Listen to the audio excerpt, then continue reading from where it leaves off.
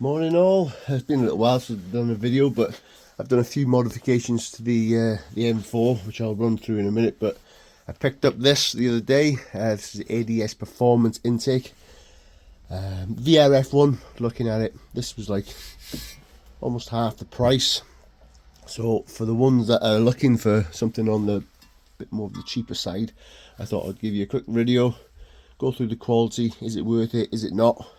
As you can see, the quality is as good as the VRF one, VRSF one, easily. Comes with all the bits of kit. I also got these custom heat shields from S55 Tuning. He's a guy on eBay. He also does the intakes, and if I'd known, I probably would have got the whole kit from him. But this kit is slightly cheaper than his kit as well. So S55 intake kit is cheaper than the VRSF, and this is cheaper again. And I can't fault the quality. You can look at the quality of the fittings. As we fit the mass intake, the mass airflows, we'll let you know how it all fits together. Comes with coupling kits and bear with me for a sec. And two intakes, air filters, which are also really good quality. You know, he's gone the extra mile there. This is not going to be so much of an install video, more of a review of the product. What do we think of it? These are really well made. He does these himself. He makes them to order. You can customize whether you want carbon wrap on the insides, matte black. Gives you a little S55 logo. Where's it gone? There's logos on the inside somewhere, but they're matte black. But he does give you the white ones to go with it. Oh, well, I asked him and he gave me some white ones to go with it. Really good quality. Let's say that this should shield the heat. You still use the original airbox, these clip on top, so I'll show you that in a bit. So you still get the cold air and feed from the front grills. And yeah, I'd say really happy with this kit. This was 200 quid, just so you can get an idea. The VRSF one's almost 400, I believe, just for that and the two intakes. This was 84 quid plus a couple of quid postage. And the quality of it, he's done really well, so I think it's well worth the money. You make your decision yourself. I'll put the links in the description for both of these items. So yeah, as you can see, it's like a crinkle effect finish on it, just like the VRSF ones. Welded in piece for your air intake to go on there, and the mass airflow intakes look to be milled really well as well.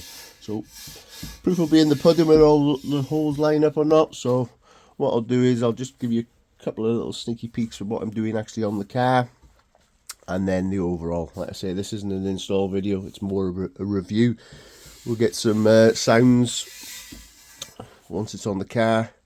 Trouble is, my exhaust is so loud, I don't know if I'll be able to hear it, but we'll see. I hear some good reviews, so let's get to it. So I'll just give you a quick rundown what we've done with the car since I've had it. Refreshed the carbon on the front, all that's done. I've wrapped the inside kidney grills on the badge to match the colour of the calipers. PSM side skirts, tinted the headlights. New rear spoiler because mine started to flake, so that's had a refresh. New exhaust tips, rear lights. I've done, let's have a look in here. I've done the carbon steering wheel, Android head unit, all carbon round the gear stick, handbrake stuff. Carbon rear seat backs, which I love, if I'm honest. Really transforms the inside of the car, and that comes with the carbon rears for the back seats as well. There's probably a million and other things that I've done anyway. So what we'll do is we'll start taking this apart, we'll get the kit on, and then we'll give you a rundown of the sound and whether you can hear it over the exhaust. Beautiful UK weather, rain's going to hold off hopefully. So with the bonnet open, looks of it, we just got to take this carbon brace off, remove the top of the actual air boxes, remove the airflow sensors or the mass sensors, This hose comes off. Really straightforward stuff here, guys. You know what I mean? There's no there's no difficulty. This plastic comes off just to give it access to the bolts. This really easy job. So this is a proper DIY even for the faintest of hearts. So I'll whip it all off. There's no need to actually watch me do it, and then I'll just touch base through the video just at the different stages of me removing stuff. Right, so this is where we're at so far. Yeah, it was just 3 bolts either side and 2 at the front for the brace. Literally all the little torques around there, all the little torques around there, 2 little jubilee clips holding it on, then pieces then pop out. Yeah, we've now got to take this pipe off here because it comes with a replacement, and as you can see down in there, just another little 8 mil that needs to come off. That pipe will then come off. We'll transfer the mass airflow meters into the mass airflow meters into the new bits of kit, and then we'll start putting it on. Really simple. You know, there's not much. Just give it a little bit of clean as you go, though. You know what I mean? Take bits off, clean them. Gets a little bit dusty under there because, you know, it's covered up most of the time. So yeah, what I'll do is I'll just change this pipe now, and then we'll get the rest of the kit fitted. Just a quick note, I've just changed the mass airflow sensor into the pipe. Sits fucking perfect, seals great, comes with 2 new screws in the kit, and it fits in perfect. Seal great. So that's one less thing. I'll do the other one now. No point in videoing it. It's literally just 2 screws. I put a little bit of like a smear just around the seal so it's slid in proper. I didn't put lots on there because you don't want any contamination of the mass airflow sensor. But let's crack on. Just a little update. This one is probably the fiddliest one. You've literally got to, how did I do it? Put the silicone boot on this first and leave a gap of about 15mm so it slides over the collar. I slid it on then, and I tightened the bottom one up, left the top one till very last. That just means you can maneuver this pipe. Then all I did was lift this pipe up slightly and twisted it so I could then put the airbox with the heat shield on. Put these together as one unit before you do it, otherwise you'll never get the screws.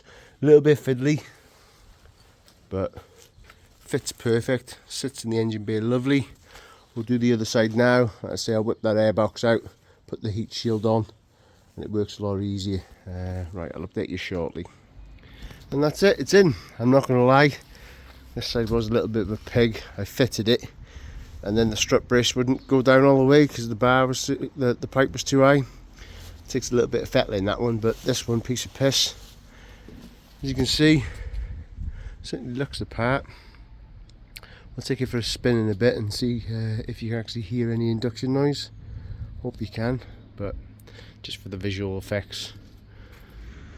Obviously I had K&N free flow air filters on before, so it's not for performance. It's more for the sound and the looks. So we'll take it for a spin and we'll see how she goes.